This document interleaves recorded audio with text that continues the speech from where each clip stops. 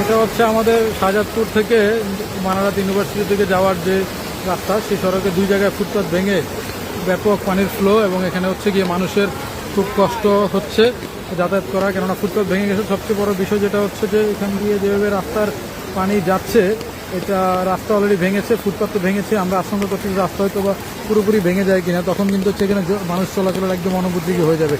তাই এই জায়গায় সরকারের একটা কার্যকরী পদক্ষেপ গ্রহণ করার জন্য আমরা সরকারকে অনুরোধ করছি, বিশেষ করে সিটি কর্পোরেশন সহ যারা এখানকার দায়িত্বে আছেন, তারা যদি এখনই এটাকে আশু ব্যবস্থা গ্রহণ না করে, তাহলে কিন্তু হচ্ছে গুলশানের যে শাহজাদপুর অংশ, বাড্ডা অংশ থেকে গুলশানের সাথে যে রাস্তাটি, সেই রাস্তাটা কিন্তু অনেকটাই চলাচলের অনুপযোগী হয়ে যাবে। এখান থেকে কিন্তু শত শত হাজার হাজার হচ্ছে গিয়ে চাকরিজীবী মানুষ এদিক দিয়ে যাতায়াত করে, পাশাপাশি হচ্ছে গিয়ে অনেক শিক্ষার্থী এদিক দিয়ে যাতায়াত করে। দেখেন রাস্তা কিন্তু অনেকটাই এখানে একদম দেবে গেছে, ভেঙে গেছে। আমরা যদি সরকার যদি এখন এখানে কার্যকরী পদক্ষেপ না নেয়, তাহলে কিন্তু হচ্ছে গিয়ে এই সড়কটা বাঁচানো বা সড়কটাকে হচ্ছে গিয়ে রক্ষা করাটা কিন্তু অনেকটা আমাদের জন্য কঠিন হয়ে পড়বে।